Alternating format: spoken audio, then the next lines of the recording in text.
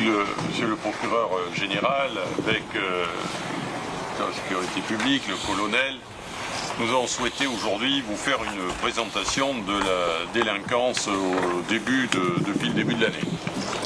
Alors, ce n'est pas habituel, bien sûr, de faire en ce moment une telle présentation, parce que ce n'est pas un moment, au bout de 3 mois, qu'on peut faire un bilan, je dirais, de ce que sera la délinquance sur l'année 2020.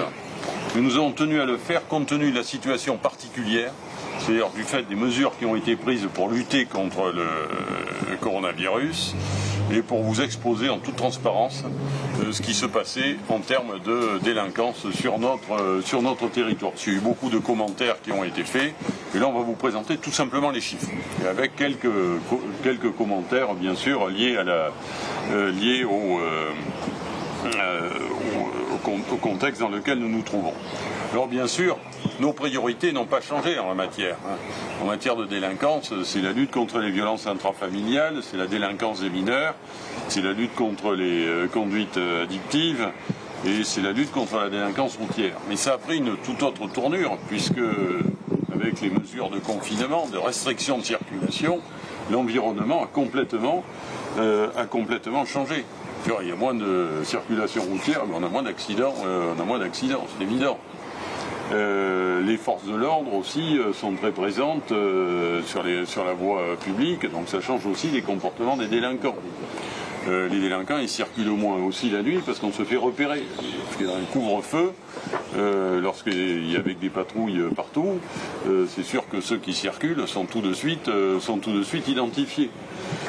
Donc ça signifie que la vie des gens a changé, mais la vie des délinquants aussi un petit peu a changé aussi. Et donc c'est des formes de délinquance aussi. Prenez le trafic d'ice. Il n'y a plus d'approvisionnement en ice depuis les États-Unis. Donc il y a certes des stocks qui existent, mais enfin ces stocks commencent à être résiduels. Donc de la même façon, les mesures de confinement ont pu avoir des répercussions sur les violences intrafamiliales. Donc l'évolution des chiffres qu'on va vous présenter, ça tient compte de cette situation. Mais ce que je veux dire aussi également avec force, c'est que si les forces de sécurité intérieure ont été mobilisées pour s'assurer du respect des mesures de confinement, avec énormément de contrôles qui ont été, des contrôles très importants qui ont été faits. Vous avez retenu les chiffres en la matière. Il y a eu 97 000 contrôles qui ont été faits et 6 000 contraventions qui ont été dressées. Mais dans le même temps, les forces de sécurité ont continué la lutte contre la délinquance. Parce que nos priorités dont je vous parlais tout à l'heure, qui sont dans notre document, je dirais, qui sont dans notre référentiel en matière d'action, mais c'est toujours la priorité des services.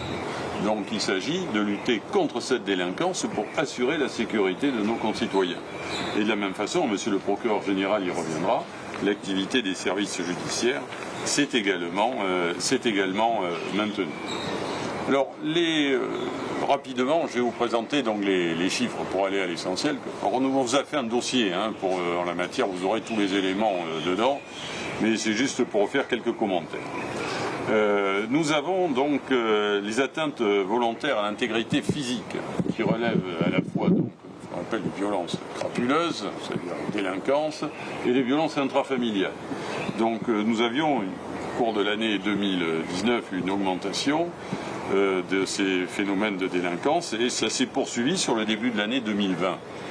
Et nous avons eu une courbe ascendante donc, qui avait été bien identifiée et c'est vrai que c'est un phénomène particulier, spécifique à notre territoire, puisque nous avons donné une référence, 3,2 faits pour 1000 habitants ici en Polynésie, contre 2,6 pour 1000 habitants au niveau national. Et notamment, c'est la problématique des violences intrafamiliales ici qui caractérise cette situation, vous le savez. Donc, par contre, depuis la période de confinement, alors la période de confinement, les chiffres qu'on vous présente, c'est du 15 mars au 15 avril. Par contre, sur cette période, nous avons eu une baisse de ce type de délinquance, et une baisse de ces atteintes physiques, de ces atteintes à l'intégrité physique. Ça a baissé, les violences intrafamiliales, au total, ce qu'on appelle les AVIF ont baissé globalement de 23%, mais pour les violences intrafamiliales, cette baisse est de l'ordre de 10%. Donc, les AVIF, je le rappelle, ça concerne les violences crapuleuses aussi, c'est la délinquance d'appropriation. Quand on vous agresse pour vous piquer votre téléphone portable, c'est de cette délinquance d'appropriation. Mais à côté de ça, il y a la délinquance non crapuleuse, ce sont les violences intrafamiliales pour l'essentiel. Et donc le nombre de faits sur les violences intrafamiliales a donc baissé d'un peu plus de 10%, moins 11,4%. Et tout le monde est resté mobilisé d'ailleurs en la matière, qu'il s'agisse des forces de sécurité, qu'il s'agisse des associations, des autorités judiciaires bien sûr. Et je sais qu'il y a eu débat sur cette question. Alors il peut se trouver aussi, vous savez que notre politique c'est de demander aux victimes de porter plainte systématiquement, de façon à ce que qu'on puisse retrouver, qu'on puisse remédier à ces violences. Mais dans le même temps aussi, très souvent les forces de l'ordre interviennent parce qu'il y a violence, dénonciation par les voisins ou appel de détresse.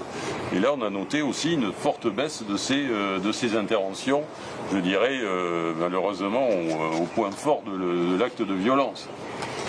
Alors, on peut s'interroger sur ce sujet, parce qu'on est un peu à contresens aussi de ce qui a été constaté au niveau national.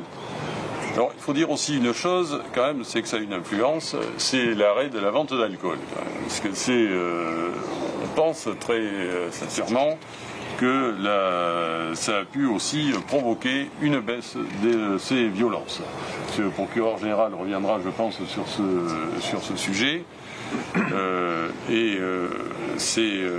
D'ailleurs sur la vente d'alcool, juste un commentaire, une parenthèse, mais c'est le père Christophe qui a fait des commentaires sur ce sujet sur les SDF, disant qu'il y avait moins de problèmes parmi les SDF du fait de cette moindre consommation d'alcool. Donc ça peut avoir aussi eu un effet à un moment donné aussi où il fallait que, je reviendrai sur ce point, où il fallait que les mesures de confinement soient appliquées strictement. Et on a bien vu qu'au début, les rassemblements de personnes, tout ça pouvait être aussi provoqué par de la consommation d'alcool. Depuis, il y a eu une libération, sous certaines conditions, de la vente d'alcool, et c'est très bien.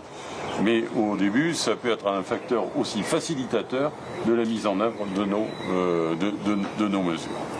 Donc, vous voyez que sur ce point des violences aux personnes, nous avons eu sur cette période de confinement une baisse, mais ça ne veut pas dire que c'est quelque chose qui continuera après les périodes de confinement. On va revenir malheureusement sur les tendances générales. Sur les atteintes aux biens, nous étions sur 2019 sur une baisse de ce type de délinquance. Alors les atteintes aux biens sont les vols, les cambriolages, les vols à la roulotte dans les voitures, les vols de 2 roues, les vols de voitures, c'est ce type de délinquance. Donc nous avons sur le premier trimestre 2020 une baisse de plus de 7% de ce type d'atteinte à la délinquance, de l'atteinte aux biens. Ça représente 4,3 faits pour 1000 habitants. Ici en Polynésie, au niveau national, la référence c'est 8,2 faits pour 1000 habitants. Donc on est très très en dessous de ces moyennes nationales. Et ce phénomène s'est accentué sur la période de confinement, puisque on constate plus de moins 50% d'atteintes aux biens pendant cette période. Il n'y a que les cambriolages, c'est pareil, c'est moins 46%. Le seul élément sur lequel on a eu une augmentation, mais c'est un problème qu'on connaissait déjà, c'est les vols de 2 roues qui ont continué. Mais autrement, globalement, nous sommes sur cette baisse. Alors je voudrais faire une mention particulière sur les vols avec armes, qui se classent dans les violences aux personnes. Enfin, c'est à la fois une atteinte aux biens et des violences aux personnes. où on a eu 2 vols à main armée là, qui ont effrayé la chronique au cours de ces derniers jours, de ces dernières semaines. Alors les équipes qui ont fait ça ont toutes été appréhendées et déférées, c'est une affaire judiciaire maintenant. Donc on a eu 2 faits en 2020. Je rappellerai qu'en 2019, il y a eu 6 vols à main armée. En 2018, il y en avait eu 3. Et en 2017, il y en a eu 4. Donc ce sont des événements plutôt exceptionnels ici. Hein. On n'a pas de la grande délinquance organisée, mais ce sont des faits qui peuvent se produire. On a eu ces 2 cas, mais ça ne reflète pas des éléments totalement anormaux. Donc là aussi, cette période de confinement a eu des conséquences sur l'activité des délinquants. C'est très net. Alors bien sûr, également, nous avons aussi délinquance en matière de sécurité routière. Là, il y a nettement moins de circulation. Donc, alors, depuis le début de l'année 2020, vous savez que c'est un de nos combats de lutter contre cette insécurité routière. Et nous avions eu en début d'année, je crois que c'est 7 accidents mortels. D'ailleurs, dans ces accidents, on retrouvait la consommation d'alcool ou de stupéfiants. C'était l'un des éléments, un des points importants. Et là maintenant, nous avons quasiment l'accidentologie, on a moins de 70% d'accidents, moins 47% de blessés sur cette période. Donc ça se réduit plus que fortement, il n'y a pas de tués. Par contre, il y a eu quand même quelques éléments de sécurité, quelques infractions à la sécurité routière. Enfin, on a retrouvé quand même quelques personnes qui ont fait des records de vitesse sur nos routes pendant cette période. Vraiment, des personnes aussi qui avaient consommé un peu d'alcool d'ailleurs pour la plupart. Il y a un conducteur qu'on a trouvé la vitesse, je ne sais plus, c'était 140 km/h ou quelque chose comme ça. Mais il avait aussi consommé de l'alcool. Bon. Donc c'est pas surprenant. Donc voilà la situation aujourd'hui, on vous l'a décrite là dans un dossier. Vous parlez tout à l'heure de la consommation de drogue, parce qu'on devait annoncer un plan de lutte contre l'ICE, alors on l'a toujours en tête, mais enfin le contexte est quelque peu différent. L'ICE, ça n'arrive plus sur le territoire, il y en a toujours qui trafiquent le PACA, toujours. Et c'est évident qu'on n'est plus du tout dans les mêmes proportions, dans les mêmes conditions que ce que nous connaissions avant.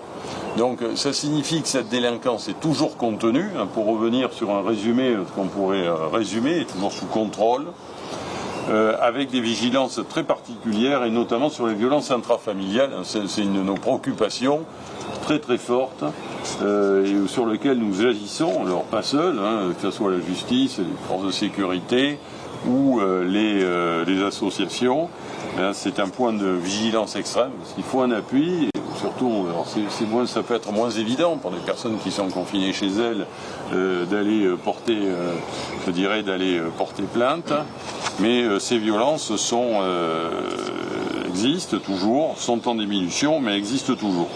Alors, ce sont principalement les femmes qui en sont victimes, et même si on a noté un léger infléchissement avec aussi des hommes victimes en matière parfois de violences assez graves. Donc ce point mérite une attention toujours particulière pour nous. Je ne veux pas être plus long, monsieur le procureur général. Je vous remercie, monsieur le commissaire. En ce qui me concerne, je ferai quelques observations rapides sur 3 points, mais je ne reprendrai bien sûr pas tout ce qui a été dit par monsieur le haut-commissaire. Tout d'abord, quelques observations sur la délinquance, sur l'organisation de l'institution judiciaire pour faire face à la situation, et puis quelques mots peut-être en perspective sur la sortie du confinement. Donc sur la délinquance, ça a été dit très très clairement, les services enquêteurs ont constaté une baisse importante dans cette période de confinement. Alors ça s'explique assez facilement de manière mécanique, puisque c'est une évidence. Le fait d'être confiné chez soi fait que les gens ne sortent pas. Et pour les cambriolages, les gens qui habitent dans leur maison sont présents, ce qui est dissuasif par rapport à ce genre de fait. Le couvre-feu a été, je pense, aussi particulièrement efficace, puisque de 20h à 6h du matin, 5h du matin, là c'est vrai que toute personne qui circule sont forcément suspects. Et ça, c'est important aussi pour faire baisser la délinquance. L'interdiction de la vente d'alcool, je reviendrai pour d'autres items, c'est évident que ça a fait baisser aussi la délinquance, mais je reviendrai notamment dans le cas des violences intrafamiliales. Et puis, il faut le dire, et ça a été rappelé par monsieur le haut-commissaire, c'est la présence massive des forces de sécurité au bord des routes et à l'extérieur. Pour avoir participé un soir à une opération de gendarmerie sur le contrôle du confinement, effectivement, le territoire est parfaitement quadrillé par la police aussi, bien évidemment, et là, les contrôles sont efficients. Et je crois que la population a compris à la fois l'intérêt de tout ça et a compris aussi des contrôles, puisque ça vous a été rappelé, 6000 PV ont été dressés dans le cadre de la violation des règles de confinement. Alors qu'est-ce qui se passe? Par cette présence massive, par ce confinement, effectivement, les vols ont baissé dans des proportions très importantes et le trafic de stupéfiants. Pour deux raisons là aussi. La source est un peu tarie, c'est Los Angeles, il n'y a plus beaucoup d'avions. Et puis, la présence policière et gendarmerie font que les trafiquants sont dérangés dans leur business. Alors, tout petit focus, parce que c'est le mot à la mode, sur les violences intrafamiliales. Alors là aussi, il y a une baisse importante, les chiffres vous ont été donnés. Alors on pourrait imaginer, oui, mais il y a une baisse importante parce que les femmes cohabitent d'une manière obligatoire avec leurs agresseurs, donc elles ne peuvent pas déposer plainte. C'est certainement en partie vrai. Mais je tiens à rappeler qu'il y a bien d'autres dispositifs pour les femmes pour pouvoir dénoncer les faits dont elles seraient victimes. Il y a déjà le 17, coup de fil, le portable pour appeler police ou gendarmerie. Et puis il y a la page Facebook du procureur de la République, là d'une façon très discrète pour envoyer un message. Je tiens à rappeler que cette page est relevée 2 fois par jour par les services du parquet. Il y a la page, l'association d'aide aux victimes, qui a tout un dispositif, un numéro pour recevoir de manière anonyme, pas anonyme, etc., pour se déplacer. Et puis le pays aussi a mis en place un numéro. Donc il y a vraiment une volonté de multiplier les dispositifs pour que les femmes, même confinées, puissent faire connaître les agressions qu'elles subissent. On verra à la fin du confinement, mais on doit constater, et comme l'a dit monsieur le haut-commissaire, un peu à l'inverse de la métropole, une diminution des violences. Mais on fera aussi un bilan complet à la fin du confinement et on verra effectivement s'il y a un chiffre noir ou gris important en ce domaine. Et puis je le dis d'autant plus sereinement parce que je ne voudrais pas être désagréable, mais j'ai entendu quelques sottises pendant les semaines passées sur le phénomène de l'alcool en matière de violence intrafamiliale. Bien évidemment que l'alcool n'est pas forcément une cause directe des violences intrafamiliales. En revanche, et ça c'est démontré par tout le monde, et le bon sens le démontre, en revanche l'alcool et ou les stupéfiants facilitent le passage à l'acte, d'une part, ça désinhibe la personne, et ça augmente la violence des coups. C'est ce double phénomène. Et d'ailleurs, on le retrouve dans les chiffres judiciaires, puisque plus de la moitié des dossiers traités par l'autorité judiciaire, on retrouve ces violences sur fond d'alcool et de stupéfiants. Donc, je vous demande simplement, pas vous, parce que c'est pas vous qui êtes en cause, mais certaines personnes qui se sentent investies, je sais pas, d'une certaine connaissance, il serait bon d'éviter de colporter de fausses informations en expliquant à la population qu'au contraire, que boire rend les gens plus paisibles. C'est exactement l'inverse. Et je suis surpris que de la part d'associations qui, soi-disant, s'occupent de femmes battues, puissent tenir de tels propos. Donc là, je pense qu'il faut rappeler quand même la réalité des choses et des prix. Alors, un mot simplement sur l'organisation judiciaire. Donc, depuis le 19 mars, nous fonctionnons ce qu'on appelle, dans le jargon administratif, en plan de continuation d'activité, c'est-à-dire en mode dégradé. Environ 50% du personnel, fonctionnaires ou magistrats, sont confinés chez eux, soit en télétravail, soit en autorisation d'absence exceptionnelle, et l'autre partie est sur site. Nous gérons les urgences pénales et civiles. Quelles sont les urgences pénales? Ça a été rappelé par monsieur le haut-commissaire. On n'a pas changé notre façon de faire. Ce sont les violences de toutes sortes, et notamment intrafamiliales, les vols, bien évidemment, et bien sûr les stupéfiants et la circulation routière. Nous avons mis en place, et ça c'est à noter, tous les jours, il y a une audience de comparution immédiate. Tous les jours, vous avez 3 juges et un parquetier et greffier qui sont présents pour juger les affaires les plus graves. Et pour le civil aussi, il y a la possibilité, pour les affaires urgentes, de les traiter. Ce qui est important de retenir, c'est que, encore une fois, comme l'a dit monsieur le haut-commissaire, c'est pas parce qu'on est en période de pandémie que la réponse pénale devrait tout d'un coup s'effondrer et qu'il n'y ait plus de jugement et encore une fois de punition. Ce que j'ai tendance souvent à dire, c'est que la réponse pénale, pour l'instant, n'a pas encore été atteinte par le Covid-19. Donc on est encore tout à fait clair là-dessus et on fonctionne. Et puis il y a une présence encore ferme et sur le site judiciaire du tribunal de première instance et de la cour d'appel, même si encore une fois le public n'est pas admis. Mais sachez que l'institution judiciaire fonctionne, certes un peu en voilure restreinte, mais fonctionne pour les faits les plus graves. Et permettez-moi, monsieur le commissaire, de profiter de cet instant pour simplement publiquement remercier l'ensemble des magistrats et des fonctionnaires de justice qui sont particulièrement dévoués et ceux qui sont sur site pour traiter tout ça, parfois dans des conditions un peu compliquées, notamment sur les gestes barrières compte tenu de l'exiguïté de nos locaux. Et je finirai simplement par quelques mots sur la suite et l'avenir. L'idée, en tout cas pour l'autorité judiciaire, c'est d'anticiper la reprise de l'activité quasi normale, en tout cas peut-être un jour normal, à compter du 29 avril. Donc là aussi, en concertation avec les magistrats et les fonctionnaires, petit à petit et progressivement, nous remettons en route certains services qui avaient été arrêtés dans le cadre de la pandémie. Et encore une fois, j'espère, mais ça prendra beaucoup de temps, car nous avons constitué beaucoup de stocks qu'il va falloir traiter, juger, et je pense qu'il faudra plusieurs mois, de nombreux mois, pour qu'on retrouve à peu près une activité normale. Voilà simplement ce que je voulais dire, monsieur le commissaire. Merci, monsieur le procureur général. Je voudrais juste rajouter un élément par rapport au travail des forces de sécurité intérieure, dont je tiens à saluer l'action pendant cette période, qu'il s'agisse de la gendarmerie ou de la police. C'est bien sûr associer les policiers municipaux et Mouteuil à tout ce qui a été réalisé. Parce qu'ils ont une présence ils ont eu une présence très très forte, d'abord en épaulant les forces de sécurité dans le cadre des mesures liées à la mise en place des mesures de confinement. Donc leur rôle était essentiel, mais ça a permis aussi donc d'optimiser l'utilisation des forces de gendarmerie et de police.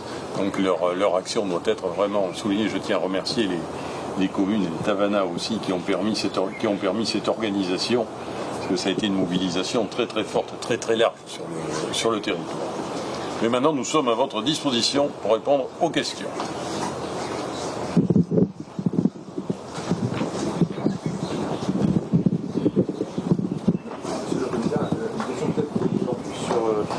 Sur l'activité du tribunal, donc du procureur général. Est-ce que vous pouvez me dire quelles sont les conséquences en matière de justice sur l'arrêt finalement quasi total de l'activité au tribunal? Est-ce qu'il y a des justiciables qui sont pénalisés par ça? Est-ce que les services de justice sont pénalisés aussi? Comment est-ce que vous pourriez résumer ça? Lélanie?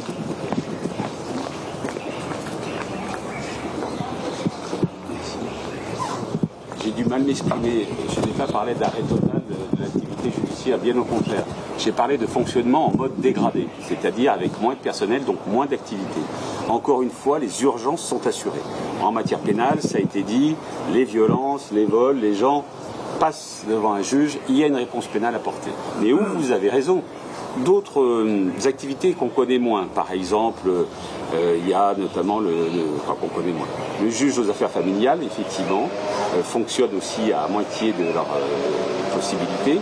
Donc pour les justiciables qui souhaitent divorcer, et j'allais dire attendons la fin du confinement, parce que là aussi on risque peut-être d'avoir beaucoup de demandes de divorce, on verra comment ça fonctionne. Mais c'est vrai, vous avez raison, pour ce genre de contentieux, il y a certainement un ralentissement pour les justiciables. Pour le pénal, nous avons un autre ralentissement, puisque en mars, les audiences qui étaient prévues ont été annulées ou reportées. Donc il y a des gens qui sont en attente de la décision, qui seront fixées peut-être en mai ou en juin.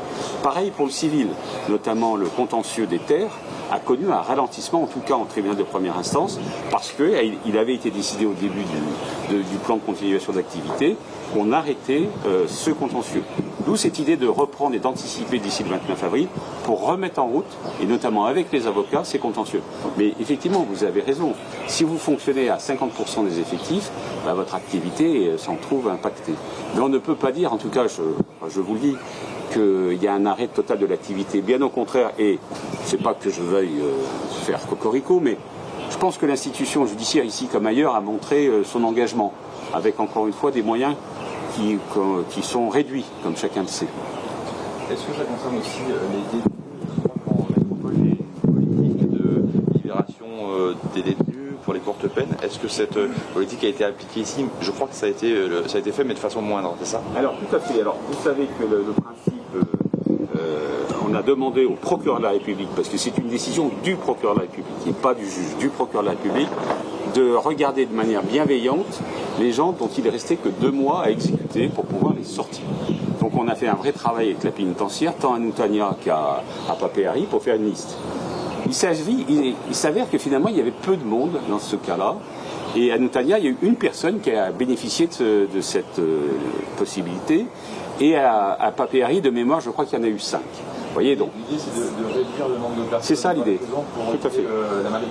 L'idée, je vais vous dire, on part du principe, bon, voilà, quelqu'un, il lui reste 2 mois à faire. L'idée, c'est de libérer 2 mois avant. C'est ça, c'est purement mécanique et c'est une gestion des flux. Alors ça a bien marché en métropole, puisque je crois qu'il y a eu 10 000 détenus qui ont été libérés, ce qui permet aux établissements pénitentiaires de retrouver presque la possibilité de mettre les gens seuls par cellule. Vous voyez ça. Et vous avez remarqué qu'en métropole, le Covid-19 n'a pas explosé dans les maisons d'arrêt ou les établissements pénitentiaires, alors qu'on nous avait annoncé le pire. Donc je pense que ces mesures-là ont été efficaces. Mais pour la Polynésie française, bien évidemment, on a suivi les instructions, mais compte tenu des dossiers qu'on nous a présentés, je vous dis, en tout, il y en a 5 ou 7 qui ont été libérés. Est-ce qu'à l'inverse, il peut y avoir des détenus qui sont donc actuellement incarcérés, mais qui attendent un procès en appel et qui pouvaient espérer être libérés, mais qui restent en prison faute de ce procès? Une fois de plus, vous avez mis le doigt sur effectivement une vraie difficulté, c'est que compte tenu de cette activité ralentie, les délais sont allongés, mais allongés par la loi, puisqu'il ne vous a pas échappé qu'une ordonnance a été rendue qui permet d'allonger des détentions de 4 mois à 6 mois. Il y a toute une série de... Voilà. Donc ça, c'est la loi qui le prévoit. Et effectivement, certains qui auraient peut-être pu être jugés un peu plus rapidement devront attendre un peu plus longtemps. Monsieur le commissaire, pensez-vous que l'alcool est de retour prématurément? Craignez-vous des effets? En observez-vous déjà? Et ce week-end, serez-vous particulièrement attentif à ce qui pourrait se passer? Nous serons particulièrement attentifs. La décision d'autoriser à nouveau le commerce d'alcool est tout à fait normale en la matière. Mais je le disais tout à l'heure, il a fallu prendre au début, et là avec le pays a décidé, mais vous savez, on gère ensemble tous ces dispositifs. Et j'étais tout à fait partisan de cette mesure. Parce que s'il fallait donner, je le disais tout à l'heure, un signal très très fort pour le respect des mesures de confinement. Et c'est vrai qu'au début, les premiers jours, on a assisté, je dirais, à des soirées festives un peu, qui, autour de consommation d'alcool, se traduisaient donc par un non-respect des mesures de confinement. C'est pour cette raison que le pays a décidé cette suspension de la consommation d'alcool. Moi-même, j'ai décidé de mettre en place le couvre-feu. C'est des mesures aussi qui se répondaient. Donc il y avait un signal très très fort à lancer. Pourquoi? Parce qu'il fallait donner rapidement un coup d'arrêt au risque d'expansion du virus sur notre territoire. On a pris des mesures tôt, fortes, et ça fait partie, cet ensemble de dispositifs fait partie de ces mesures. Donc là, maintenant, on est dans une situation où il y a un respect, j'ai eu l'occasion de le dire d'ailleurs à plusieurs reprises, où le respect des mesures de confinement a été réel. Il y a parce qu'on a parlé tout à l'heure, je disais que des contrôles, il y a eu 6 000 contraventions, mais c'est très peu quand on rapporte sur le nombre sur la population. C'est vrai que le chiffre de contravention est important, mais rapporté à la population, c'est assez réduit, parce que ça signifie qu'il y a eu un véritable respect. Et donc ces mesures ont eu un effet. Et c'était nécessaire pour la santé pour la santé au sens viral du terme, de prendre ces mesures. Donc on verra comment ça se passe, mais il est évident qu'il faut s'assurer, on va continuer à s'assurer, ce week-end encore y compris, parce que rien n'est gagné, on est sur le fil, là. On voit qu'on a moins de cas, que ce sont des cas importés, donc il n'y a pas eu de contamination large de la population. Donc on va rester toujours très vigilant sur ces mesures, je tiens à le dire. Les contrôles vont continuer, ce sont les instructions données aux forces de gendarmerie et de police et qui s'y emploient, nous allons continuer à le faire. On a l'échéance du 29 avril, on verra ce qu'on fera à cette échéance-là. C'est encore trop tôt pour le dire, même si vous avez vu la semaine dernière, on avait annoncé des mesures d'adaptation pour les archipels, puisque la situation est justifiée.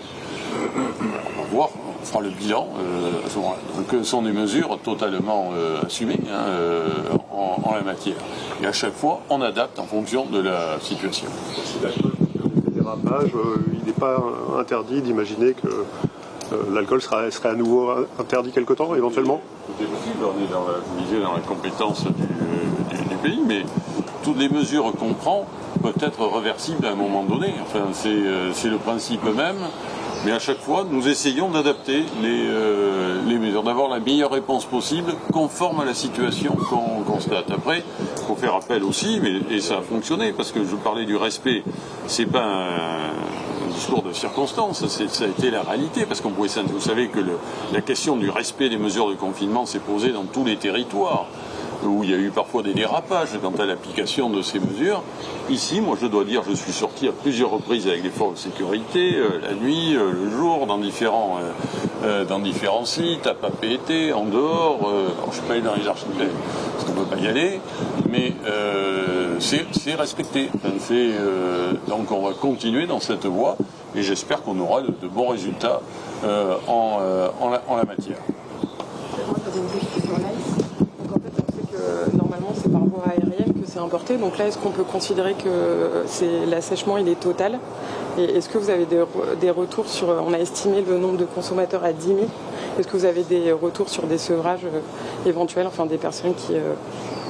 Non, aujourd'hui, c'est encore prématuré pour savoir s'il y a des retours, enfin, des problèmes d'addiction, enfin, pour le coup, et de suivi médical, enfin, de suivi socio-médical.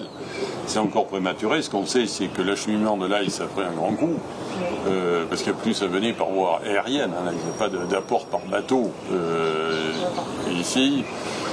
Ça peut être par fret, mais des quantités très limitées, parce que là aussi il y a des contrôles qui se font. Les services des douanes procèdent régulièrement à des contrôles. J'étais sur le port il n'y a pas très longtemps. D'ailleurs, les services des douanes avaient procédé à un contrôle ciblé sur un conteneur sur lequel il y avait des suspicions. Donc ce travail de contrôle continue. Et là, il se venait principalement, enfin essentiellement, par voie aérienne. De même, les colis postaux sont aussi, il n'y a plus d'arrivée postale ni des États-Unis ni de métropole. C'est un frein également au trafic. Donc là, c'est purement conjoncturel, hein, pour le dire. Hein. C'est sûr que le jour où il y aura légèrement et augmentation des échanges, la question se posera. Mais c'est un élément plutôt favorable dans ce contexte. Justement, comme la source de l'ICE commence à se tarir, ne croyez-vous pas des convoyages de pharmacie, la création de labos clandestins? Est-ce que vous jetez un coup d'œil de ce côté-là? Mais c'est un risque. C'est partie du travail des forces de gendarmerie et de police, parce qu'on a déjà eu des affaires de laboratoires sur Taranao où des laboratoires ont été identifiés.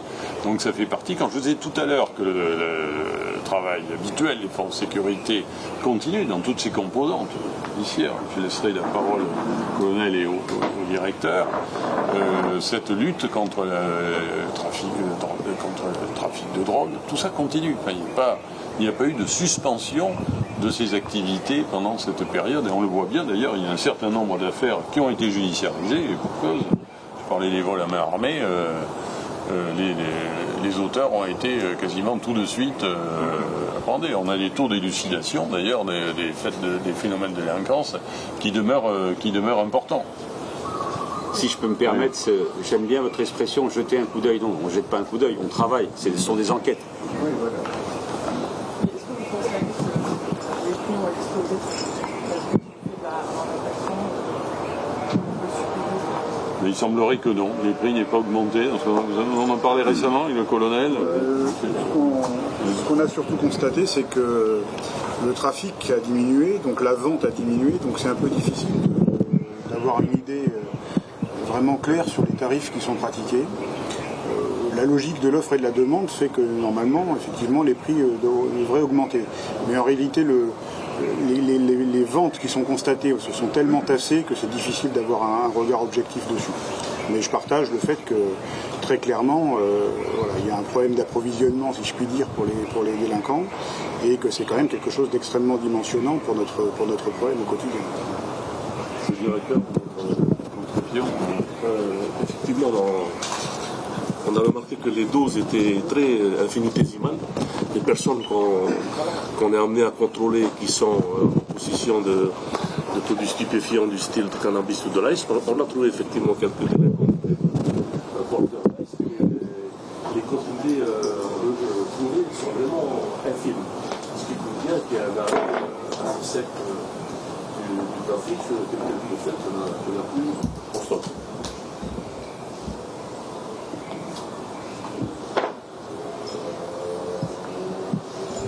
Un report vers le PACA aussi, certains. Il y a eu quelques belles opérations qui ont été faites, notamment en matière de PACA. Mais comme vous l'avez dit, de manière générale, l'activité des services se poursuit dans tous les domaines. Que ce soit dans le domaine, je dirais, de la criminalité plus lourde, qui est celle du trafic de stupéfiants, éventuellement des vols à main armée, etc. Les services d'enquête sont bien sûr mobilisés, indépendamment et en parallèle de l'action qu'on mène au quotidien pour le respect du confinement, du couvre-feu, qui là participe de la démarche de respect d'un point de vue sanitaire des mesures qui ont été décidées. Donc l'action, elle se poursuit en permanence.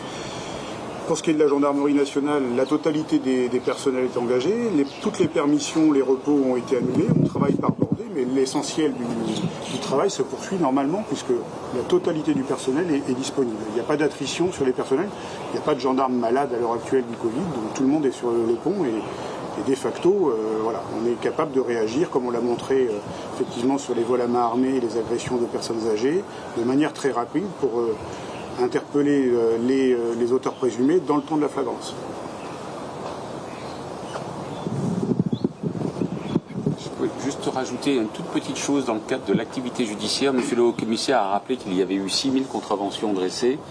Ces contraventions ont vocation à passer par l'autorité judiciaire. Donc c'est pour vous indiquer le surcoût en activité que ça va représenter pour l'institution. Mais là aussi, en accord et en collaboration avec le Haut-Commissariat et les services de police et de gendarmerie, on s'organise pour traiter rapidement et efficacement ces contraventions qui ont été donc dressées par les services de police et de gendarmerie pour violation du confinement. Mais c'est effectivement une masse de travail supplémentaire qui n'était pas prévue, bien évidemment. D'autres questions? Alors, on reviendra bien évidemment, là on a fait un bilan d'étape, mais on reviendra sur ces sujets, parce que c'est toujours au cœur de notre action. On s'était beaucoup mobilisé l'année dernière, enfin il n'y a pas si longtemps que ça, ça nous semble loin maintenant, mais enfin c'est pas si lointain, sur la sécurité routière, c'était un point important, on avait fait des résultats tangibles d'infléchissement en fin d'année. Sur les violences intrafamiliales, ça reste plus que jamais d'actualité, vous l'avez compris, avec le procureur, avec le pays, avec les communes, les associations qui sont très fortement mobilisées.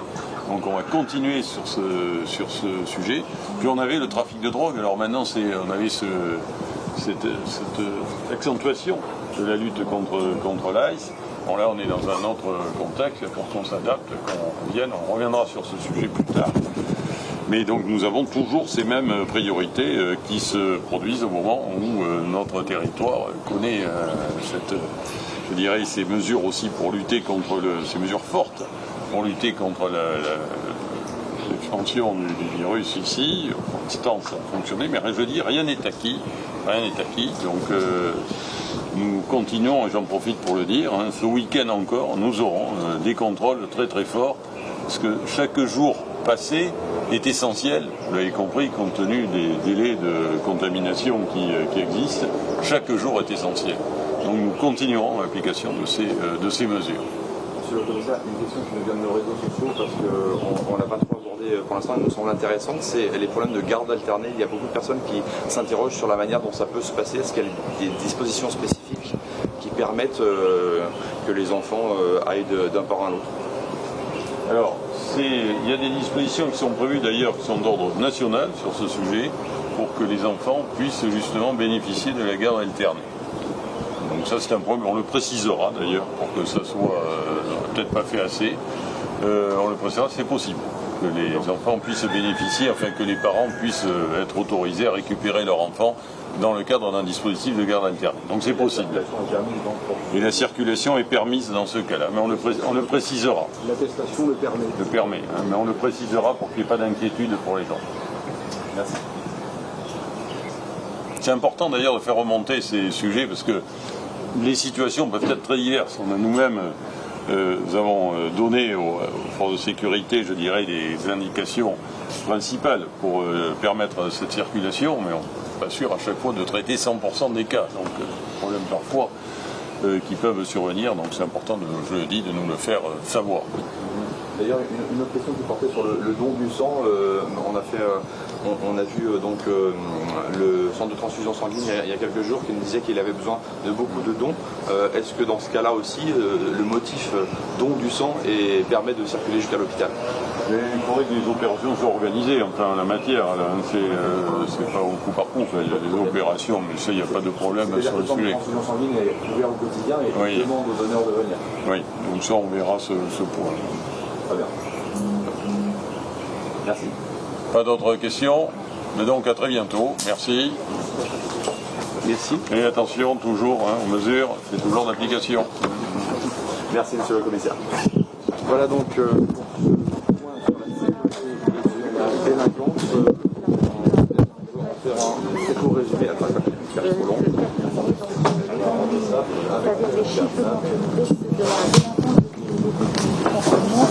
L'interprétation sera complexe. Pourquoi? Parce que depuis le début du confinement, les conditions de dépôt de plainte sont très complexes pour les victimes et les forces de l'ordre.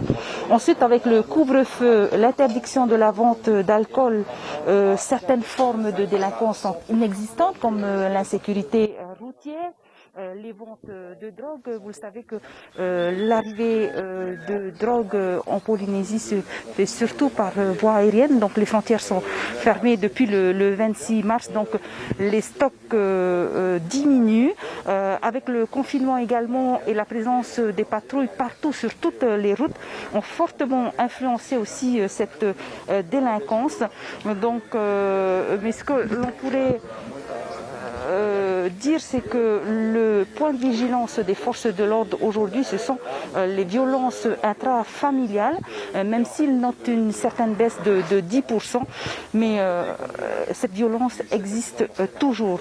Le haut-commissaire a rappelé également que l'arrêt de la vente d'alcool a fortement influencé la baisse de ces chiffres. Voilà en tout cas ce que l'on pourrait dire de cette conférence de presse du haut-commissaire accompagné du procureur général Thomas Pizon et des patrons de la gendarmerie et de la DSP en direct depuis le Fariput et de la résidence du haut-commissaire. Tetano e prohia no te yenei vovo aman omerto mai te tomitera te te nimhana no te vovo mai e te mo numera e te mo hior at mo mut ei frani no te yenei area te me open panir ai te atai te huir atra wo i te hia mai te me a hepohi e tatu e ai ai te fare te topar au te numero o te mo hipa i ino i tō tato ne whenua. E ha ie, ua o ta ano te bomut ei te promu, ua na te reira i topai te mo numera no te mo hipa i ino, te hipara o ta te mo mut e arara i tēne mhana, te paroi ana te mo hipa i ino i rotoro i te mo utua whare, te pahere at tāne i te vheine. Promo te vene te mo vheine o te orera pā e hare e horo i tēne mo hipa, te vera rā te mo rā e au wharamai te au hature i tēne mhana, te vera te mo rā ano tēne mo vheine, te ninur ane te mo tātir a e orera, te ninur a e orera te awhira i te tei mo por au i te natirara no te wharar ai tēne mo hipa ino. Ua hapapu at ora te tumitera te tēne mhana e, naruto at oi te opanir ahia te ora ai te awa, na te reira at oi te whaatopa i te mo hipa i ino ai tapa i te tata e nur heif ahura, no te mea jau i te mo numera i wawo at ohi mai te au whature i tēnei mhana, te reir au te mo horor au, te mo hipa i ino, e reira te mo whiwhi, mo hipa i ino rito i te mo utua whare, e hatu muri mai e awa e te rā au te ero nā te reira e uluhi apa i te tata nā te reira e tu e rātou i te hupa i ino i roto i tātu tra whaito trapu e tau o panipani ahia te tata i roto i tō rātou mo utua whare bua toparoa te mau numerau te mau hupa i ino te prau no te rā au te ero i te mea o i te tātou tra au te ero ais mea nani ei te manu rewa te tēn amei tō tātou ne whenua o panihia te mau rerer ai tō tātou ne whenua mai te piti hauru mauno no mātim eri ane ai teia tā te ata ho e rā au te ero whahau tā te hupa i te hia i tēne mo hana te topara atu mo numera e tara